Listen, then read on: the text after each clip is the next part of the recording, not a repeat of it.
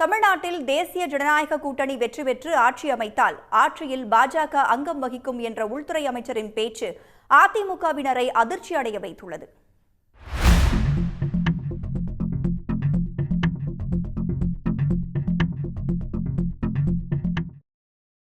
அதிமுக பாஜக கூட்டணி உறுதி செய்யப்பட்ட அன்றே தமிழ்நாட்டில் தேசிய ஜனநாயக கூட்டணி வென்று ஆட்சி அமைக்கும் என்றும் கூட்டணி ஆட்சியில் பாஜக பங்கேற்கும் என்றும் உள்துறை அமைச்சர் அமித்ஷா அறிவித்திருந்தார்.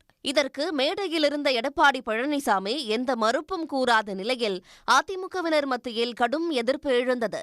இதையடுத்து தேர்தலில் மட்டுமே கூட்டணி என்றும் கூட்டணி ஆட்சி கிடையாது என்றும் எடப்பாடி பழனிசாமி விளக்கமளித்தார். கூட்டணி ஆட்சி என்ற பாஜகவின் முழக்கம் அதிமுகவுக்கு கடும் நெருக்கடி கொடுத்து வந்த நிலையில் அதிமுக நிர்வாகிகள் கூட்டணி ஆட்சிக்கு வாய்ப்பே இல்லை என்று மறுத்து வந்தனர்.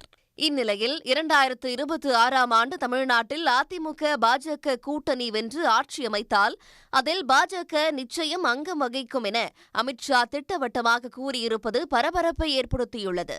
தமிழ் நாளிதழ்களுக்கு பேட்டியளித்துள்ள அமித்ஷா, தமிழ்நாட்டில் 2026 சட்டமன்ற தேர்தலை அதிமுக தலைமையில் எதிர்கொள்வோம் என்றும், தேர்தலில் தேசிய ஜனநாயக கூட்டணி வென்றால் நிச்சயம் கூட்டணி ஆட்சிதான் அமையும், அதில் பாஜக அங்கம் வகிக்கும் என்றும் தெரிவித்துள்ளார்.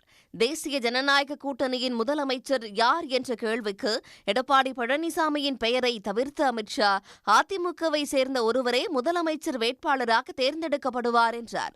அமித்ஷா எடப்பாடி பழனிசாமியின் பெயரை குறிப்பிடாததால் அவரை முதல்வர் வேட்பாளராக பாஜக ஏற்றுக்கொள்ளவில்லையா, முதல்வராக வேறு ஒருவரை முன்னிறுத்த பாஜக திட்டமிடுகிறதா போன்ற கேள்விகள் எழுந்துள்ளன. சட்டமன்ற தேர்தல் நெருங்கி வரும் நிலையில் அமித்ஷாவின் அதிரடி பேச்சால் அதிமுகவினரும் எடப்பாடி பழனிசாமியின் ஆதரவாளர்களும் கடும் அதிர்ச்சியடைந்துள்ளனர். உடனுக்குடன் செய்திகளை தெரிந்து கொள்ள சன் நியூஸ் பெல் ஐகானை கிளிக் பண்ணுங்க.